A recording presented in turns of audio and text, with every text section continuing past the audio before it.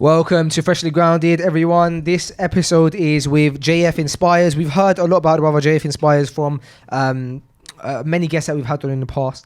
And alhamdulillah, we managed to get him on the podcast. Very interested in hearing his story because I have never really spoken to the brother before properly. And so it was nice because I always find the times where you say salam to the brother, you jump on the chair, you're on the mic and you're getting to know someone for the first time. On the mic, and it's very natural, and so we were all getting to know him together. A beautiful brother who has a very positive message, and he's really trying to change lives, and he's successful in it actually. So very very powerful stuff. It gets a bit emotional towards the end of the episode, but very inspiring, man. Very very inspiring. The brother is genuinely out there trying to change lives, trying to get people to respect their parents more, get people to leave the life that they're in, and get people to pray more. And so it's a very, very interesting episode, and I'll leave you guys to enjoy it. So this is Freshly Grounded with JF Inspires. And welcome to Freshly Grounded, the brand new podcast by best friends Faisu and Sam. Huh? Welcome to Freshly Grounded, After that bit. the brand new podcast And after that bit? by best friends Faisu and Sam. Really? And so we're on air now. Okay. Yeah, first of all. So the good thing is that the fact that today has been such a busy day, I just finished recording another episode of the podcast, and then Sam's gone and you've come in, and today is the day of Omar's launch, so everything's going crazy. But the fact that that's happened is good because I'm going to get a chance to get to know you for the first time on mic, which is always the most natural thing, you know. Yeah, absolutely. So we've had guests. I think the first guest we had who mentioned you was subhanallah, we had a brother on Omar, Yes. and we had Abdul Hakim Abdul Hakim, yes. and Sheikh Jamal, MashaAllah. and all these three have at some point said bring on brother JF Inspires onto the podcast. So inshallah we had the plan to, and then alhamdulillah Allah has made it that this is the time that it is to work. So first of all, welcome. Allah yabarak fi, shukran, jazakallah khair. And I'm intrigued to know as to so you work a lot with the youth. Why is it that you decided that you wanted to work with the youth? This is something I've been doing for a long time, growing up. One of the reasons of giving back to the youth in particular, you hear a lot of people saying, I didn't have role models growing up. All I had was people that, I didn't want to be like. And that was generally the case for me. Where I grew up, majority of the people there at that time that I was growing up, in college, high school, everybody was going into drug dealing. So in my area in particular, at that time, the Somalis were known to control that, the drug game there, and they were known across the whole country. So it was easy for me to go into that. And I used to get, a lot of them will come up to me and say, look, you're getting £30 for your EMA, I'll give you £250, leave college. And for me, and alhamdulillah, I had strong will at that time. So over the years, I thought to myself, surely some of the kids right now are going through the same thing. So I've waged war against those people who are trying to, take these kids off the straight path, or kids that want to achieve something in their life. Now, it's not even about the kids anymore.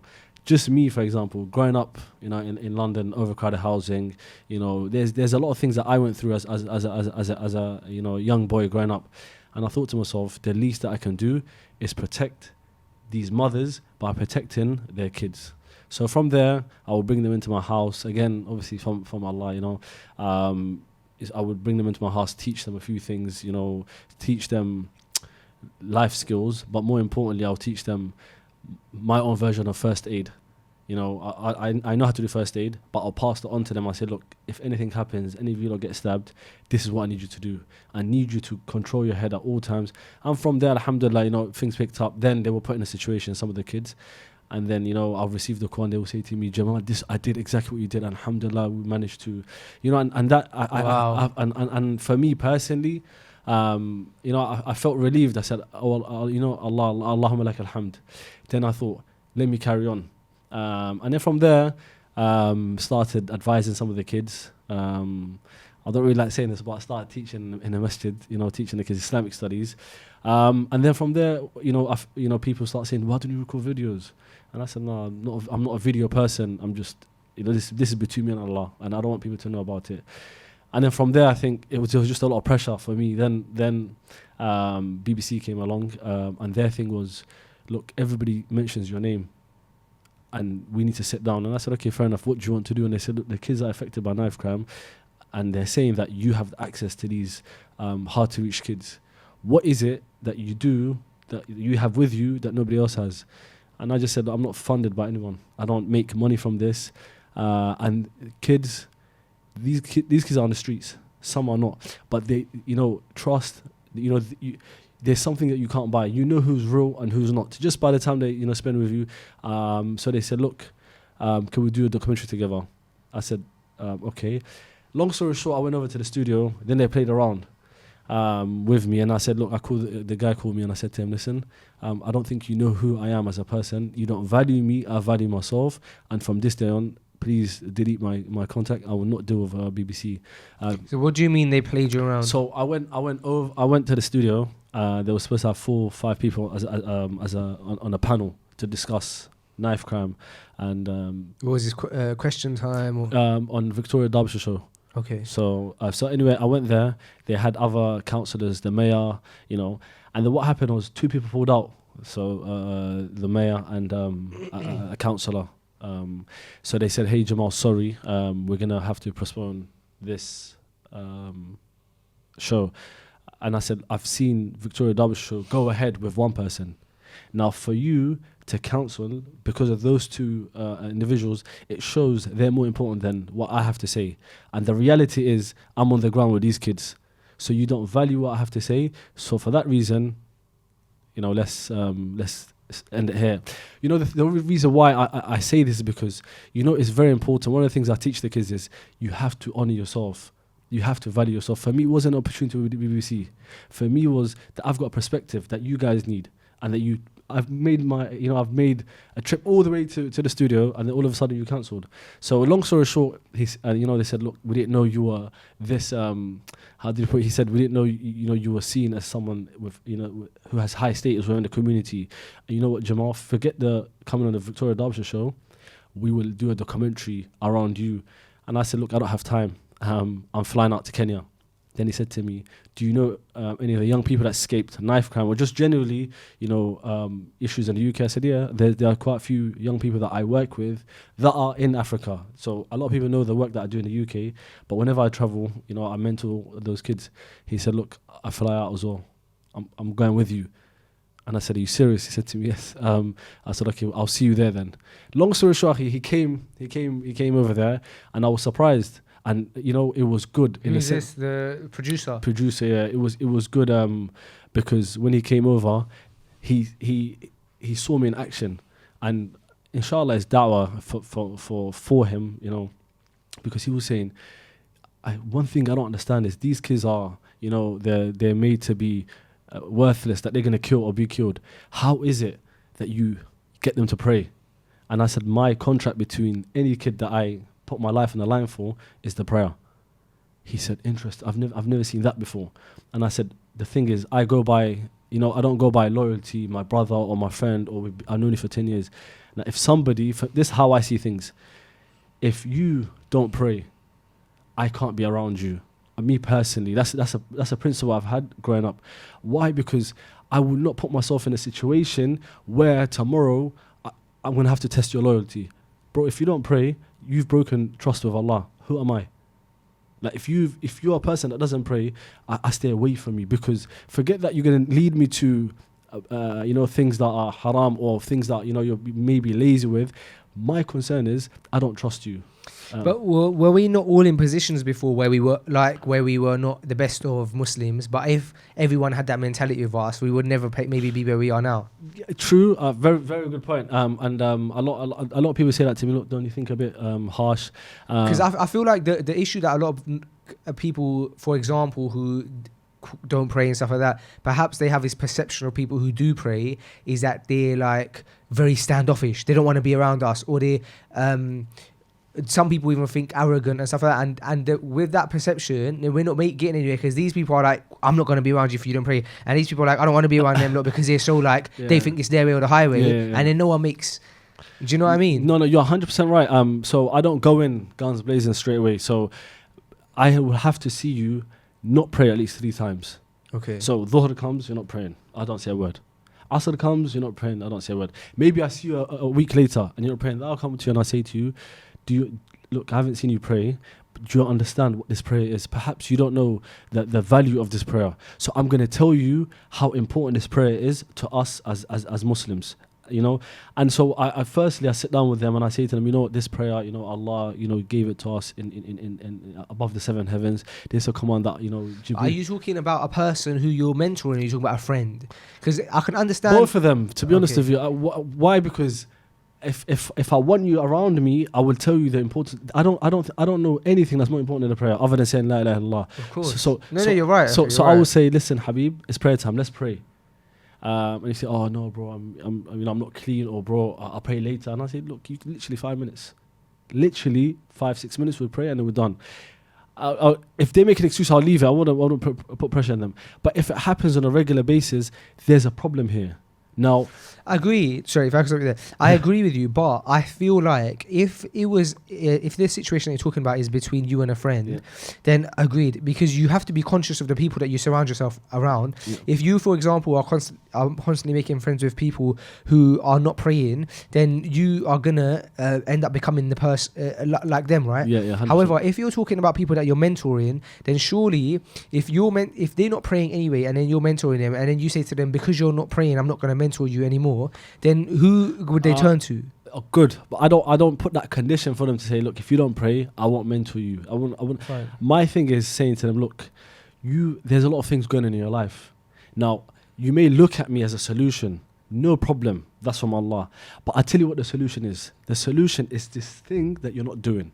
The prayer is the solution. Yeah, right. So my thing is, listen, if I can establish a relationship with you, between you and Allah, bro, we're all winning. But why do you give up after 3 times? That's my question. No, I don't give up. I will just say, I will sit down with them. Then that's when I go hard on them. I say, listen, I haven't seen you pray. And obviously, you know, there's a technique in how you approach people. I don't go in, you know, shouting. I'll say, look, bro, you haven't prayed. And it's really scary. Let me give you an example. So in Kenya, there was a brother, you know, from Canada. Yeah. So I was with him and we sat down and I said to him, bro, look, I haven't seen you pray. And then he's saying, bro, I'm so stressed out. He told me about his life story. And I said to him, one of the things that he's going through at that time that he couldn't deal with, his mother passed away.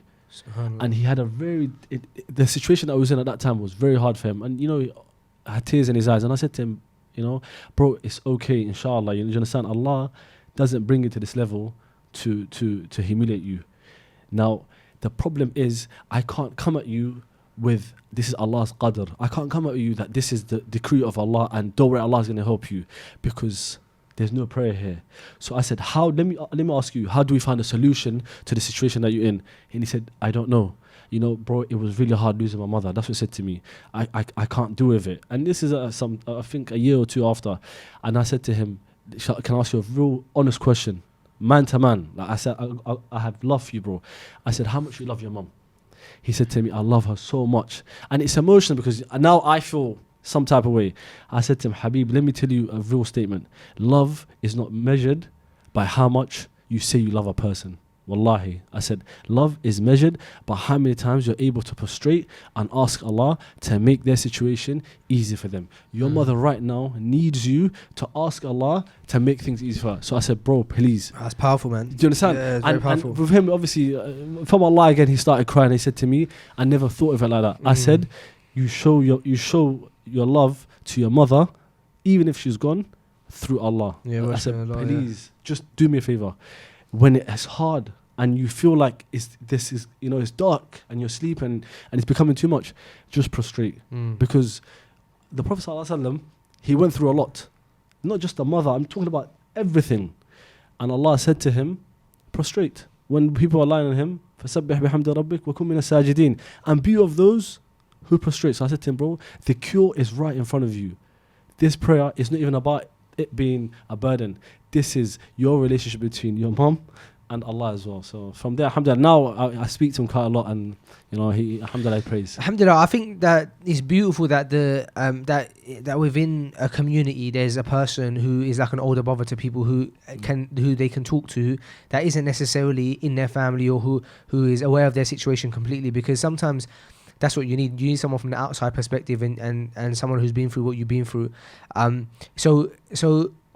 So it started organically. It started organically in that the people around you'd bring them to your house and you'd show them, subhanallah, like a first aid and stuff like that, and be giving them life advice.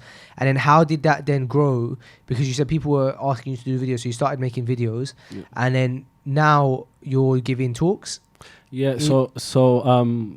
Again, there's a thing I say to people a lot: pay attention to the things that are sent to teach you a lesson, or sent to show you your path, for example. So the BBC thing was a huge eye-opener for me, in the sense that alhamdulillah, going global or going national and speaking across the country, because my profession is IT, so I'm an IT engineer. So the BBC guy was saying to me, he said, look, I've turned the camera off, let's talk. He said, Jamal, you're very, very good. And obviously, again, I don't like to say these things, but it's from Allah. Yeah. He said to me, we were happy going. BBC was happy going with an institution that they paid like a lot of money to do this documentary, but we went with you because I know deep down in my heart that there's something genuine about you. And I said, again, that's what God has given me. He said, let me tell you something, you're in the wrong trade.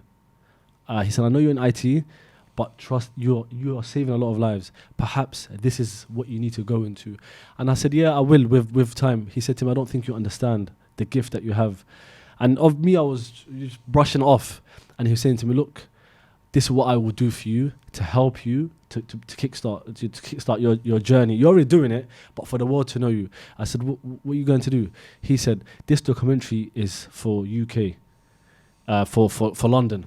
But he said, I will blast this on BBC Two, BBC One, BBC London, the BBC News, Midlands, BBC Africa, BBC World. He said, all because I want you. So when people hear JF Inspires, they don't even have to worry about your track record. You're global now. He said, I can do that much for you. The rest is down to you. And again, those things, it's from Allah. It's not really from the BBC, bro. And I say this to a lot of young people. BBC didn't take me to the next level. There was an opportunity, but hard work puts you in a place where opportunity can find you. They came at a time where whether I did it with them or not, my work wouldn't stop. So now, alhamdulillah, it's overwhelming, bro, because I get messages from Sweden, Norway, Canada. Can you come over? Can you come over? And my thing is, let me try to work within the areas that I'm in now, and then slowly, branch out. So you see me go with our brother Yahya Rabi, and a few talks, a few other brothers, Abdul Hakim, Sunnah Remedies. I've done some talks with them. Now, the thing is this: sometimes, you're directed in a way. I do this for the sake of Allah, bro. When I started this, I wasn't getting paid anything. Again, that didn't stop me, because I'm a firm believer of something, that if your reason for doing something is strong, obstacles don't exist. So if it rains, I would not stay at home and think it's raining. If I had a football injury, for example, and I'm on crutches, I wouldn't say no, or other things. Why? Because the reason for doing it was for the sake of Allah. Nothing's bigger than Allah. So there's no stopping. And then from there, Allah turned it into what it is right now. And for that, I'm very, very grateful. So what's the driving factor behind it? What's the reason that you do it? Is it to help those people in the community who, like you said, are going through like overcrowding crisis, or are going through living on the streets, and to be able to one by one support them and get them out of that life? That's what it seems like. Yeah, that's one group though. Okay. But there's a group where they're drowning in their own, depression. Fine. They're not. That's not street or gang related. Then you have a group where they've got financial problems. The thing is, my thing, if you look at it, it's a mindset thing. If I can get you to realize how important you are to yourself and how important you are to life, then alhamdulillah, we're working towards something. There's a quote I always say: something other than work has to wake you up. Like, if I can give you a reason to wake up every day, my job is done. And if I, at the same time, if I can connect you with Allah, then you know, we're good. So I get, it's overwhelming. So when I see brothers that do the same thing that that I do, you know, speaking and empowering, wallahi, akhi, I don't look. Someone said to me, "Who's your competition, bro?" I don't look at somebody and think you're competition. If I can get 10, I'm happy, because I'm doing this for Allah in the first place. So if we can get so many people doing it, we're alhamdulillah, we're good. Now, it's a lot of people like my message. Again, it's from Allah, bro, because I make the religion easy for you. I don't say to you, get up for Fajr, pray Fajr on time. Really, I'm talking about Fajr when I say something other than the work has to wake you up. So a lot of brothers message me, a lot of people, you know, DM me at X, Y, and Z and say, look, I can get up at 7, 8 a.m., 9 a.m., weekdays. It's impossible to get up at Fajr time. And I don't say, oh, you know, set 10 alarms. I say, listen, whatever is waking you up at 9, move it to 5. That thing is important. Move it to 5 o'clock. You will get up. Wallahi, you don't even need to set alarm to wake up for Fajr. The truth is, because if it's on your mind constantly, you will get up. Now, again, it comes back down to that loyalty, the prayer. Once you understand the value of this gift that Allah has given you, wallahi, you're winning. Now, when I was working at the NHS, there was a guy I worked with, Edward, his name was. Was it still in the IT field? No, this wasn't. This is before. This is before I got into IT field. When I was working at Chelsea Westminster Hospital, there was many life lessons, but obviously I don't know if I have time to. There's some you know, some gems there. One of the things was I needed to, you know, carry out some work, and nobody. There was only one person on that floor that could help me. They said, oh, he's on the basement floor, go to him, you know. So I went down to him and I said, hey, Edward, I need your help. Can you, I need to get this done ASAP. But it's an open floor office. And they said to me, if I help you, what are you going to give me in return? What are you going to give me in return in front of everyone? Now, that's pressure, because really the answer should be, bro, I'll take your lunch. Or I'll buy you something, you know, don't watch that, yeah? So I looked at him and I said, I don't know how I did this. I looked at him and I said, if you're lucky, I may teach you about Islam. In front of everyone's watching. He looked at me, he said to me, Jamal, I've been meaning to know about Islam. Let's go. So I thought to myself, subhanAllah. So I went. So now we're carrying out the work. He said to me, before we start, let me tell you something about your religion that I really love. I said, what's that? He said, the prayer. I said, bro, this is years ago something. I said, bro, the prayer is difficult. You know, it's not a burden, but you have to do it 5 times a day. It's your discipline. Take some discipline. Discipline. Yeah. He said to me, this is why my perspective on prayer has changed from that day. He said to me, that's why you guys don't uphold this prayer, because you think it's a burden. I said, yeah, but it's hard. He said to me, let me tell you about the prayer. Perhaps you already know. He said to me, you know your God? He said, look at this. You wake up in the morning. What's the first thing you do? He said, you wash your face, wash your hands, and you pray. He said, after you pray, what happens? I said, get ready for work, have a shower, brush my teeth, whatever it is, or brush my teeth before, whatever it is. Then he said, you go to work. He said, bro, on our way to work, we're listening to music.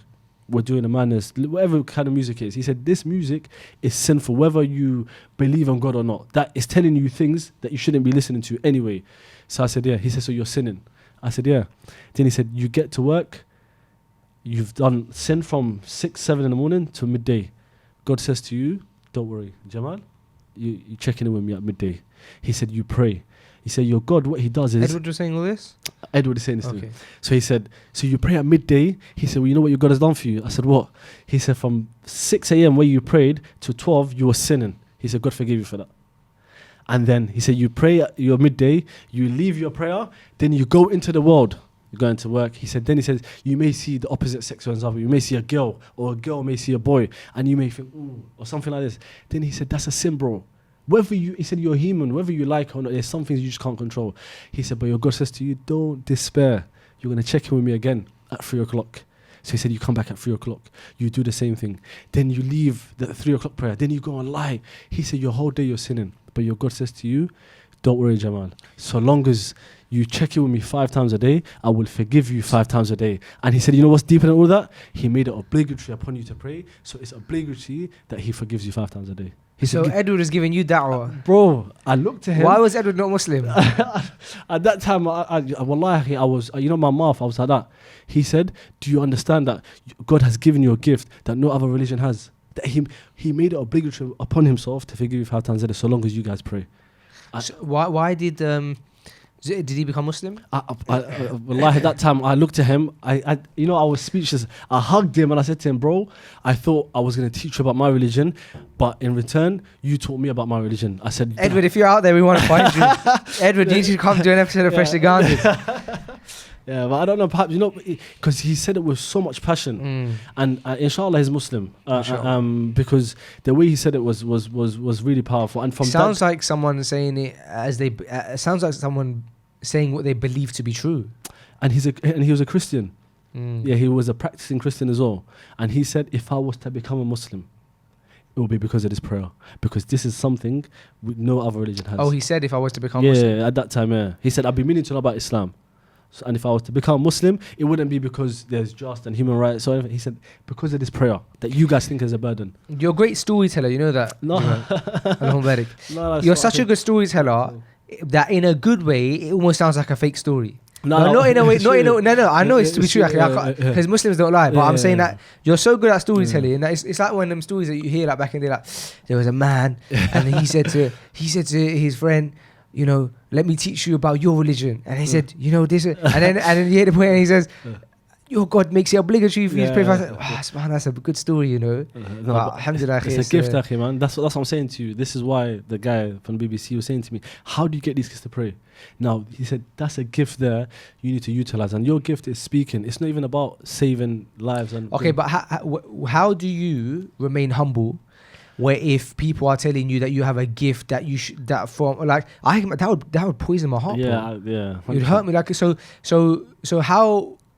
how do you remain humble when with people telling you that your message needs to be told to around the world and that kind of stuff? Wallahi, first and foremost, I always say this is from Allah. You know, many things, because you know people see where I am today. Jamal speaking, empowering. Yeah, you don't know half of my story. You know, so I could not take credit. Wallahi, I wouldn't allow myself to say I'm very good. Bro, I may talk about mental health. I may talk about, you know, someone suffering. There's a lot of things that I've been through, and wallahi, to be able to stand and advise the people today, bro, there was a time I was broken in so many different places financially. You know, and the people that have helped me, I will never forget them. So because of that, akhi, I give back to the people, and I say everything that I've done is from Allah, and my job anyway is to establish a relationship between you and Allah. One of the things, again, from Allah again, I recently did a clip with our brother Tim. Yes. On Quran. Now that went went viral. Again, from Allah. Now people just think, mashallah, Jamal, that you know, is shared everywhere. People send it from across the world, everywhere. Now, you think it went viral because of the message or because of my speech and stuff like that.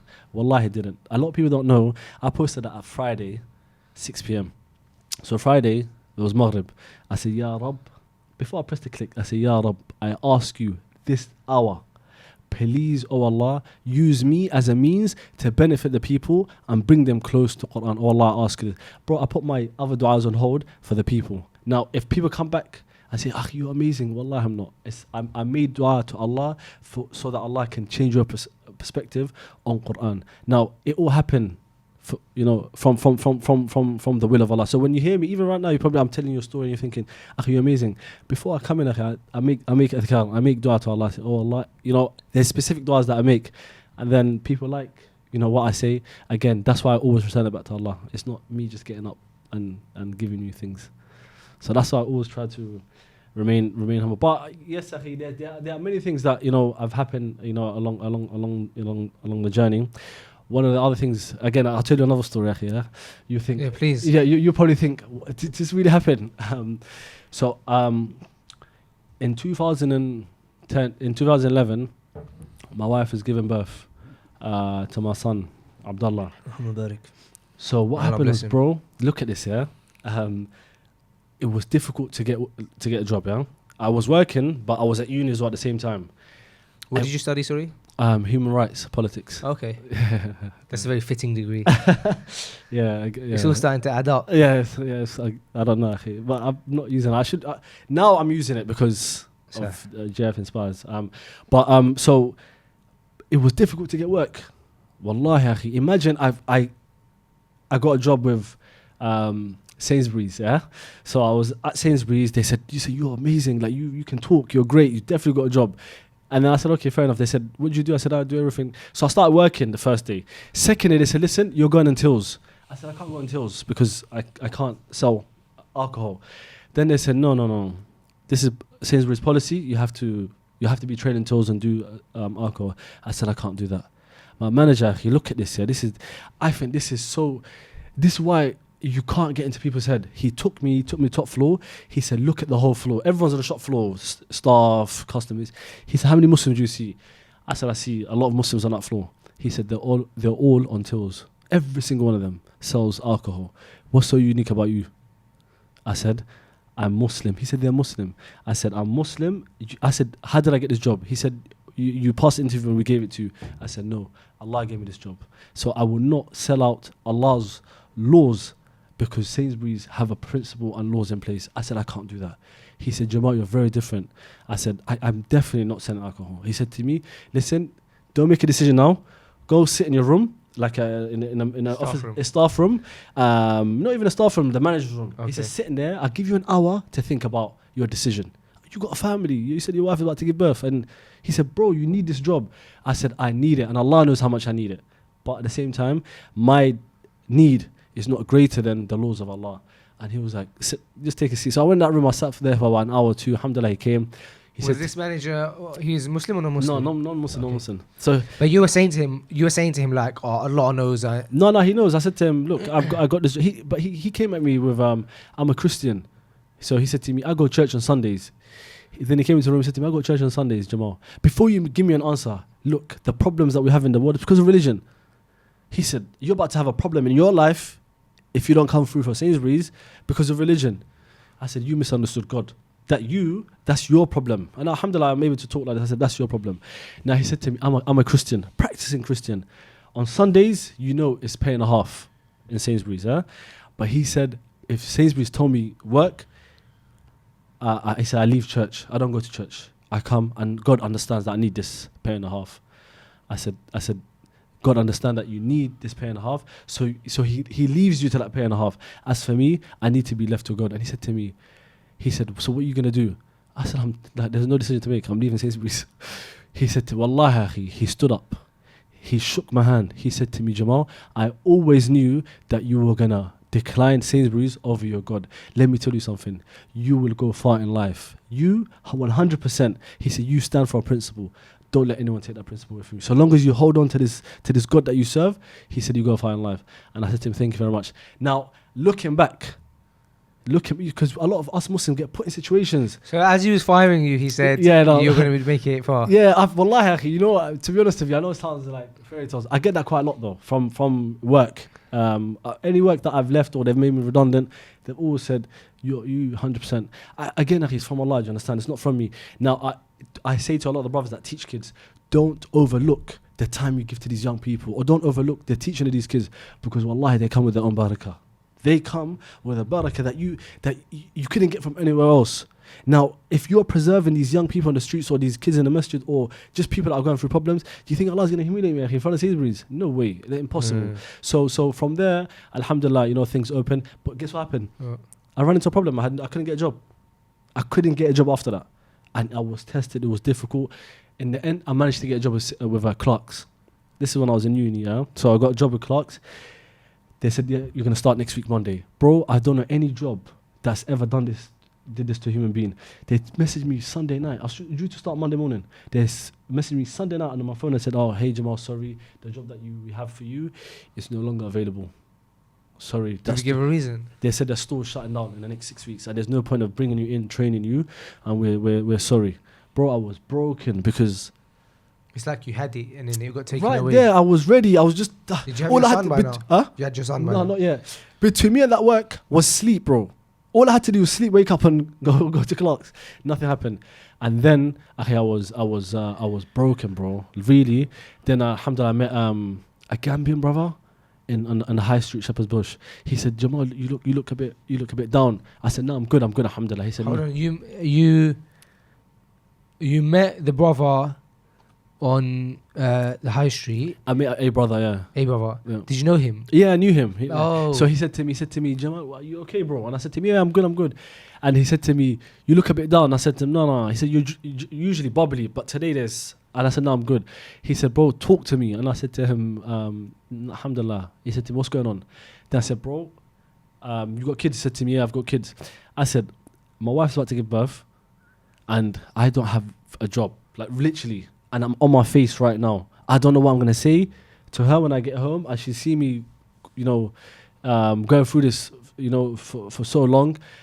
I said, I don't know, Akhi, man. And I really can't. I don't know what I'll do. He said, don't despair in the mercy of Allah.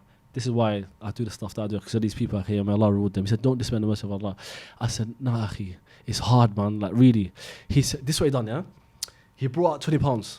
He said, here, bro, what you're going to do is you're going to buy your first set of baby, that baby outfit. Yeah. He said, you having a son? I said, yeah. So the blue, he said, here.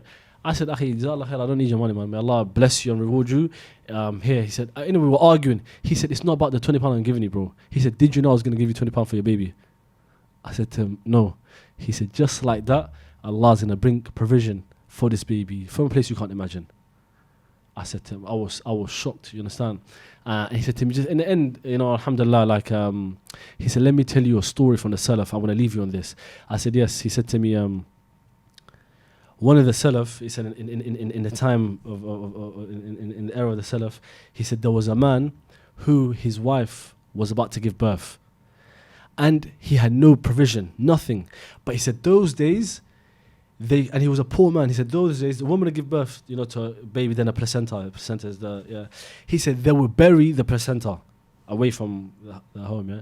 He said this guy was poor, no provision, and he was obviously making dua to Allah. He said when his wife gave birth, he took the placenta to go and bury this placenta. He said where he went, he dug up to bury, he said he found some provisions there.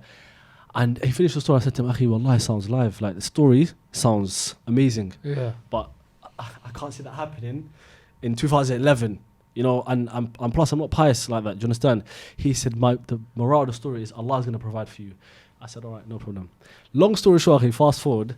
So my wife gave birth in Chelsea with Smith's Hospital. I applied for hundreds of jobs, bro. She gave birth. I was on the 3rd floor. So the day she gave birth, that day or the day after, I've received a call and they said, hi, is this Jamal? I said, yeah, it's Jamal. And they said, hey, Jamal, we've got a job for you. Really like your CV. We want to offer you a job. Even interview. So we'll offer you a job. I said, yes, where are you based? I'll come to you guys next week or whatever. She said, we are based in Chelsea Westminster Hospital. Wow. I said, I'm in Chelsea Westminster Hospital. My wife just gave birth. They said, yeah, we're on the basement floor. Whenever you want, come here and the job's yours. Akhi. Allahu Akbar. For me, as your wife gave birth, as soon as she gave birth, so the story with the barakah comes to the baby. So when he said, I want you to just tell me stories all the time, bro. So when he said the man found a provision where he buried the placenta, he said, trust me, the Chelsea Edward. Where did I meet Edward? I met Edward because my son was born. Allah gave me a provision where he was born. So, wallahi, there are many many things that's happen in life, and with these things, when they break you, they mold you and they turn you into someone. So when sorry, but carry on. No. So I feel like I'm talking. No, but this is a podcast. You're I guess you're allowed to talk as much as you. It's better for us. Is the point of a podcast. A podcast without talking will be very, very quiet. Bro, do you know what though? The point of the fact that rizq comes and barakah comes with a child, is so true, and I experienced the same thing. And I remember when I experienced it, the feeling of it was like, it's Allah's barakah, bro. Because you're like, nah, but I always hear that a child comes with barakah and his own rizq that Allah provides. And now I've experienced it for the first time, and it's true. So then what I said to, I started going around to people, I started saying to like my brothers and sisters who have children, and I said, think back to when your child was born. Was there a specific thing that happened around that time that increased your rizq? And they started saying, "Oh, you know what? When this boy was born, yeah, this happened. When this girl was born, this happened." Akhi, so I actually challenge people, even the listeners here, those who have children, to think back to times where your children were born, and I reckon you'll remember something was given. Maybe you got a new job. Maybe it wasn't financial. Akhi. Maybe it was like something that a burden got lifted off you. Maybe a debt got cleared. Maybe someone gifted you something. Akhi, even to the point where sometimes you think, when you have your first child, you have to buy all of these things: a cot, the milk machine, this, that, the other. It comes up to so much money. Yeah, no. And sometimes you don't know how, but you manage to get it all and you haven't even spent a penny. SubhanAllah, You know, I mean, things get provided for you, things get gifted to you, or Allah just makes things happen, actually. And this is the barakah that comes with the baby, man. It's very true. So, unfortunately, we live in a time now where you often, people don't have children because they don't feel ready financially. But, the baby changes the finances. 100%. So much so that, wallahi, I wanted to call my son Abdul Razak, the servant of the provider, because I don't even know how to put it. It's just the status. And when I say status, I mean, I no longer look at work or provision. I think, the stress that I went through, I no longer have it. Even if I'm made redundant today, I'm okay, because Allah doesn't give you kids. Allah or doesn't give you, puts you in a place to humiliate you. It doesn't befit His Majesty, akhi. Yeah, I was having a similar conversation yesterday with someone, and basically we were watching this documentary where in the documentary a woman said to her son, she said, "Give me $1 million and I'll be set for life." Yeah, he just signed a $40 million contract, and I said, how mad is it that, let's say, for example, I had £1 million right now, yeah? I don't know if I mentioned this just now with Sam, but I don't think I mentioned it when we were recording. I think I mentioned it off mic, so I'll mention it now. So I said, how crazy is it that if I had £1 million right now in my account, I would, for example, probably buy a house, so that I can have a house without a riba, and it's just mine, and I don't have to worry about it, yeah? And let's say for $500,000, you can get an average house in London, bro. You're talking a 3-bedroom average house. That's 500 grand gone. I've got 500 grand left. Let's say, for example, I pay myself 50 grand a month. Let's say I'm disciplined with it and I pay myself, 50 grand a year. Yeah. You can live a very comfortable life, bro. 50 grand a year, you're making a good amount of money monthly. You can definitely survive. You can pay your bills. Your biggest bill of your house is out the window. You can give, akhi. You can give a lot of sadaqah. You can give to your family. You can pay all your bills, etc. You can pay for your cars, etc. So you got 50 grand a year, yeah, which is a decent salary. But living in London, let's not get it twisted, akhi. 50 grand is just still, even then, living in London, akhi, it's not like you're going to be seeing people in Lamborghinis and stuff. You're going to live a good life, you know what I mean? Like standard good life, like a standard good life where you're not going to struggle because you got paid off the yard, you're getting 50 grand a year, and that lasts 10 years in it because you got 500 grand left. So I'm 26, so I'll be 36 and I'd have zero money then, yeah. So at 36 years old, I would have had zero money now, and I've still got, inshallah, maybe the majority of my life left. Allah knows best. And I've got a yard, but I haven't got any cash left in it. So I said, how mad is it that at 36 I'd have to get another job? I'd have to figure something out. So I said, how crazy is it that was if I had £1 million now in my pocket? And so I said, realistically, a lot of us are not going to ever have £1 million. And you think, if I had $1 million, but I just broke down £1 million until 36, I'm good. And then I have to figure it out. So I said, if that's the case, and I'm not and a lot of us won't even get to $1 million, then what's the point in trying to find contentment in money? Because even if I had $1 million, bro, I'm not even it's not even fulfilling, really. So there's no point, bro. We might as well find contentment in something else. We might as well look beyond money and say, all right, what else can I find contentment in? All right, cool. I'm a Muslim. I have been told that my religion, that contentment is a big part of it. Let me maybe try and find contentment in my creator. And that's where you'll find it, bro. Yeah, 100%. That's where you'll find it, because you can't find it in money. Because I just broke down £1 million right now, bro. It's not. Yeah, it's true. When you break it down like that, it doesn't. And this is one of the things that I say to the young people. You're after money, no problem, or status. When you have this status or this money and the prayer is not connected to it, there's no prayer, you won't even taste, the beauty of this £1 million that you got anyway, or the status that you have. So the prayer in itself, it makes you feel, it adds some value to that little money. 100%. Now, obviously, alhamdulillah, recently, a lot of my stuff keeps going, viral and stuff like that. And it was something happened to me, a few months ago in the masjid. So I came to the masjid, and one of the brothers said to me, one of the Algerian brothers said to me, Jamal, I haven't seen you for some time. I said, yeah, busy working, chasing the dunya. Yeah, as you would normally say. He said, Jamal, you want the dunya? I said, yeah, halal dunya. He said to me, you should have told me before the conversation. I said, what do you mean? He said, if you want the dunya, you find it in the masjid. I said, what do you mean? He said, just make sure you align your goals with Allah. The dunya will come find you. And I said to myself, subhanAllah, that was just a light bulb moment. Yeah. So from there, when I started, I used to put Fajr post out. Yes, for people to get up and do something with their life. Sorry, did you say that again? I used to put a Fajr post out at Fajr. Okay. Every time. Like it's Fajr time. Yeah, but okay. I wouldn't say Fajr though. I would say rise before the sun.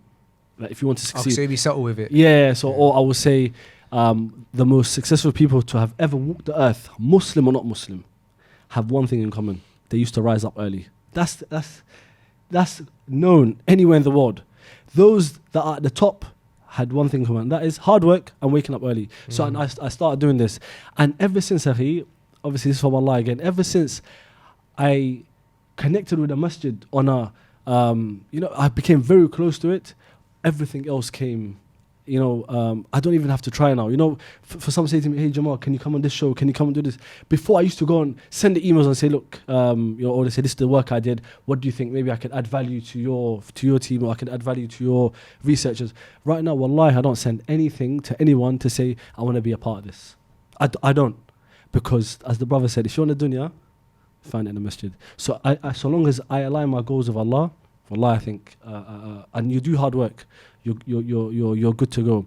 But again, it's easy said and done. You have to discipline yourself. You have to write down what you need to achieve every single day. Look, the discipline in the prayer, for example, and I know I bang on a prayer quite a lot. There's a timetable there. If there were no timetables, your prayer would be messed up. So use the same. Allah, there's a wisdom in why Allah made the prayer its prescribed time. This is discipline. Bro, you possess the characteristic of someone who is disciplined. Just use the prayer. Yeah, I think that it's amazing because obviously our creator knows his creation best. Yeah. And personally, I can only speak for myself because I'm not in the body or the mind of anybody else. Yeah. But I realize that, and so I assume it's true for all humans, but I realize that I work best with structure. And so if Allah has created these timings, and the creator knows the creation better than the creation knows itself, then and I feel like I need structure, then putting two and two together, it seems like structure is a solution to many things. I think to everything. Yeah, you're right. Because the sun doesn't rise whenever it wants. The moon. And have you noticed, bro, the times that you're probably sinning or you're off, that's because of structure. 100%. Because you went out of your structure. That's what I'm saying. Yeah. And so if you want to succeed, it's like really, when I talk about this prayer, I don't, it's not, just get up and pray. This prayer, wallahi, is a gift from Edward, was 1,000,000% right. Because it teaches you discipline, it teaches you structure. To achieve anything in life, there needs to be a pattern that you need to follow, a system. You just don't wake up and become the best or whatever it is that you're doing. You need to put time and effort into it. And the prayer, does that for you. There are many things that you could do as a person. But Allah says, for example, hayya ala salah, the adhan, and hasten to prayer, hasten to success. Hasten to success. Just imagine this prayer whatever you want in life, Allah is saying to you, the success that you're after, it's in this prayer. Hasten to it. It's not rocket science. Wallah, you want to get the best degree? No problem. You want to get the best job? No problem. Prostrate and ask Allah, because Allah is saying, hasten to success. A lot of people say the 2 rak'ahs before Fajr is better than the world. The next one. Imagine Fajr. If that's not compulsory, imagine the one that's compulsory. So wallahi, see me, I don't want to portray myself as someone that's religious. I'm far from it. There's many brothers that are doing fantastic. However, you see the benefit in it. Yeah. So I see the benefit in the prayer, and all I want to do is share with the world, share with the people, because everybody goes through a problem in their life. Like the brother his mother passed away. Someone else financial. Someone else mental health. All these things, they're real. Now, how do you can't fight these things alone. I'm not saying the prayer is start praying and that's a solution. What I'm saying is that prayer allows you to battle these things. So what in one of my previous jobs in IT, I had an Asian brother I worked with. And the reason why I mentioned his background, because when we used to go out lunch to eat, so I'll buy a sandwich or I'll buy something, and you say, oh, Jamal, don't. This got E471, you know that the ingredients. So he said, don't eat this. It's got E4, and I say, no, akhi, it should be alright. He said, no, akhi, this is not halal or haram. Yeah. For me, I don't fight him. I say, okay, no problem. Khalas, I'll put it back because I just want to have a good relationship with the brother. Yeah, and this is quite common with the brothers. So the brother said to me, bro, don't eat this thing. I said, okay. I said, Habib, let me ask you a question. I haven't seen you pray. He said, bro, I pray all my prayers when I get home. Or it's difficult. And I said to him, bro, let me tell you something. Eat the thing that's got E471. Yeah? He said, nah, bro, that's haram. I said, okay, good. So you're doing it because you want to uphold Allah's rights. He said to me, I said, look how deep the prayer is. The prayer allows you, if you pray, you don't pray, so there's no point. I said, you might as well eat it. There's no point. Look what the prayer does. If you pray, the prayer allows you for the E471 to be, you get rewarded for that thing. That if you pray and you you leave that thing off, Allah rewards you for that E471. He acknowledges it. Why? Because you know why? Because on Yawm al-Qiyamah there comes, it says whoever's prayer is on point, whoever's prayer is good, then anything else that comes after it is on point. Then I said to him, some of the scholars hold that those that don't pray, they're on the verge of, so I said to him, if you can implement the same love or the same passion that you had for the E47 for the prayer, bro, I said, wallahi, you'll be successful. It allows you to be rewarded. And then, alhamdulillah, long story short, the brother, very good brother, brother who's muhtaram, like, well-mannered. From then, he said to me, bro, I never thought of a prayer like that. I thought it was a prayer that you just pray. But you put it in a way that any good that I do, prayer allows it to be taken up to be judged, or to be, Allah can say, okay, Allah can look at my actions because my prayer is intact. If my prayer is not intact, it doesn't matter what else I do because it's not going to be looked at, if that makes sense. So, and wallahi, it's quite deep, and that's just a prayer. Imagine the Quran, bro. There are many things we can talk.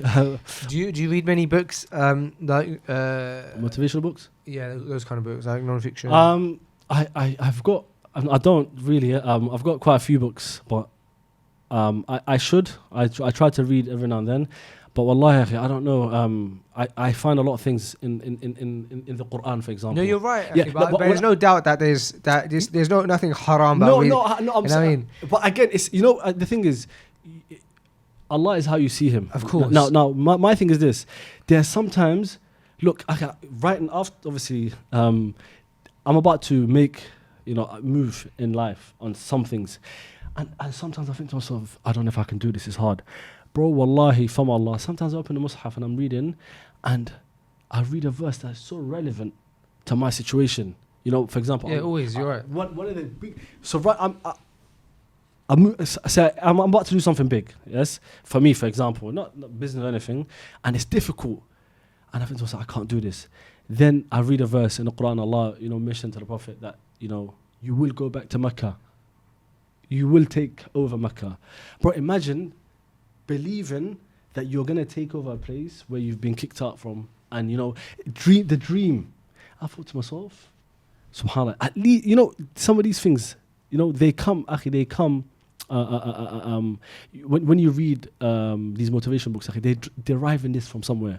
Now, why I do a lot of motivation talks, because me personally, and Allah knows best, I'm jealous for my people. When I say my people, I'm talking about the Muslims in general. Why? Because if you go on YouTube and write motivational speaker or a motivational talk, whatever it is, 9 times out of 10, the people that come are Christian preachers. 9 times out of 10, bro. Now, I ask you, Faisal, bro, name me 2 Muslim motivational speakers who don't say Allah said and the Prophet said in the world. I don't know. I don't really know any. The closest person I know is probably Mufti Menk. Other than him, I don't know anyone else. Yes, you have other brothers that are very, mashallah. But in terms of they come at you and say, listen, you're going to make it in life. You're strong. You possess the characteristics of a person who's going to make it. Just have a reason to wake up. You know, these things, we don't have that. So I thought to myself, Let me fulfill that role. and obviously again, from Allah, it's a very big task, you understand? So I said to myself, if it doesn't exist, create it. And you know, alhamdulillah. So when you listen to these motivation speakers, they direct you to a book. Read that book, and this book will change your life. And that book is derived from the Bible, akhi. That book is derived from, you know, X, Y, and Z. Now, one of the things I want to do, inshallah, again, obviously, I hope I'm not held accountable because I'm saying this and freshly grounded. Perhaps write a book, a motivational book, based off the Quran, for example. That doesn't have to say, and Allah said, get up and pray Fajr. No, like to do with, you know, getting up early, to do with giving charity, because generosity, akhi, opens a lot of doors.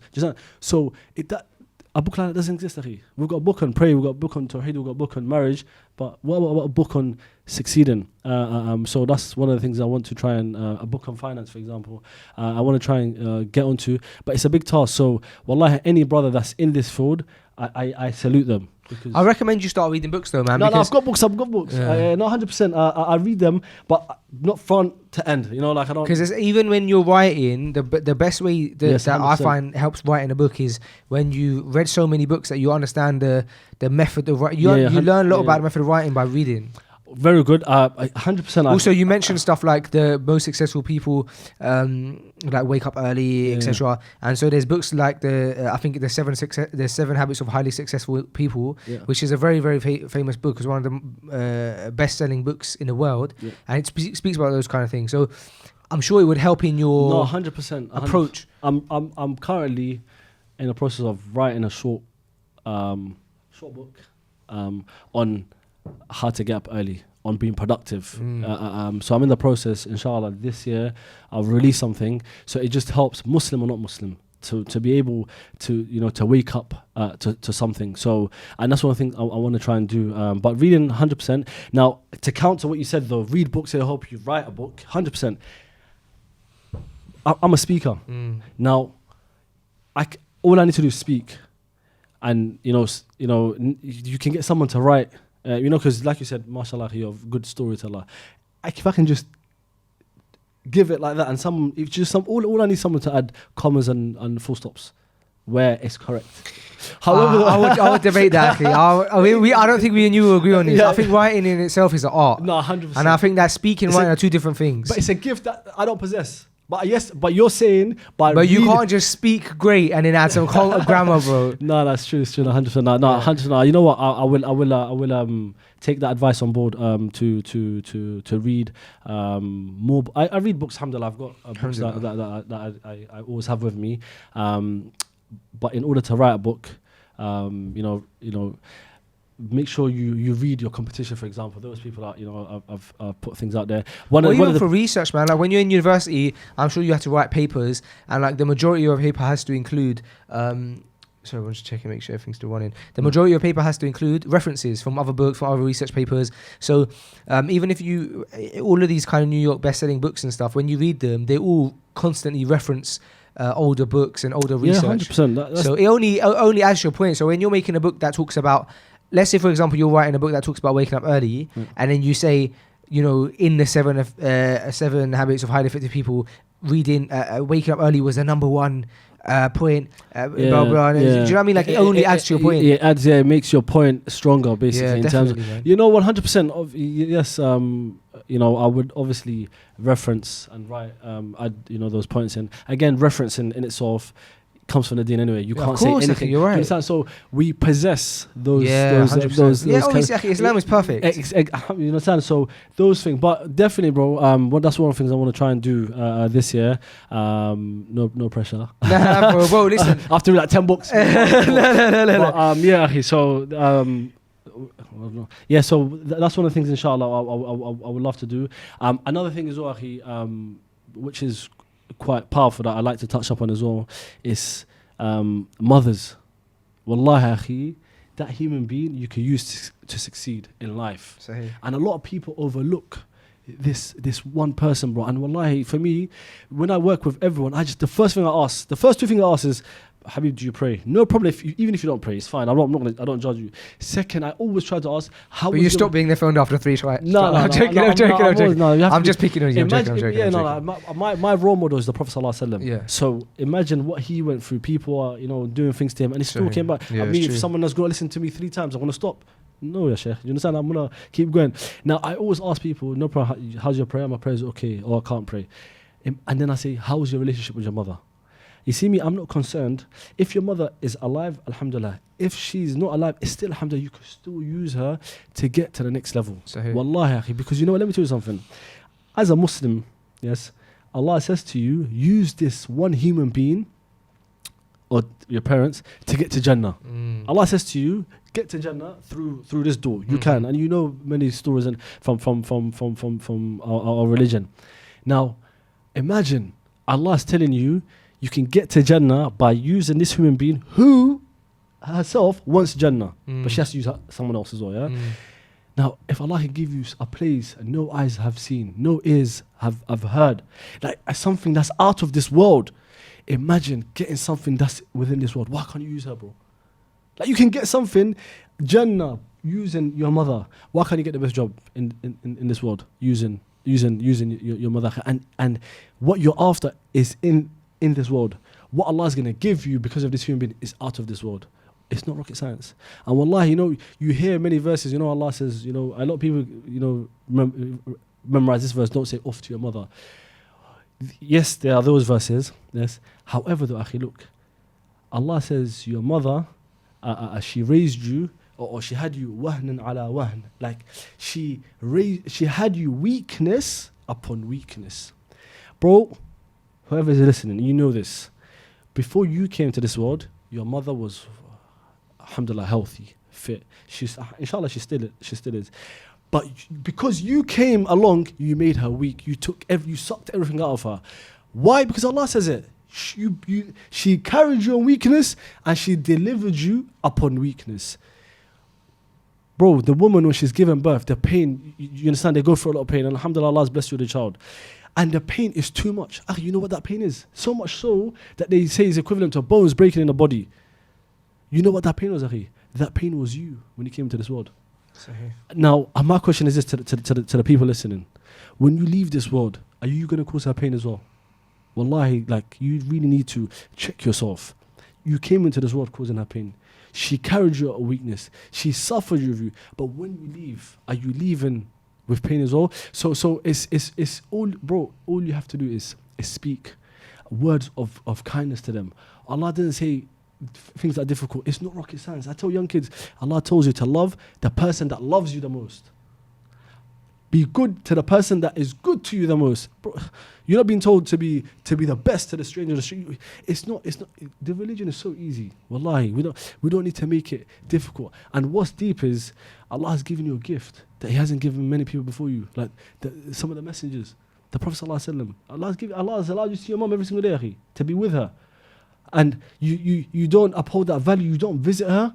Wallah, I find it amazing that someone says, I haven't spoken to my mom in a month, or I haven't seen her in 2 weeks. Okay, that thing is deep, man. Wallahi, me personally, man, because this thing is really personal to me. When my wife gave birth, some brothers, they say, oh, alhamdulillah, gave me a beautiful baby, healthy baby, or a baby that's, whatever it is.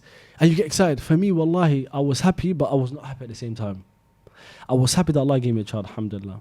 I was not happy when I saw my wife go through that problem. Wallahi, my mother wasn't around, she was in another country.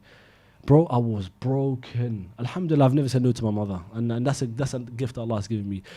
Bro, after my wife gave birth, I called her and I said to her, she gave birth.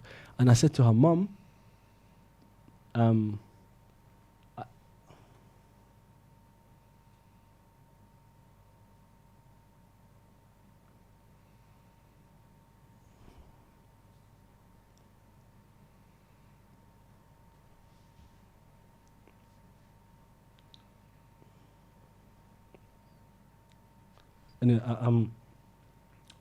I said to her, Mom, if I've ever in my life said no to you,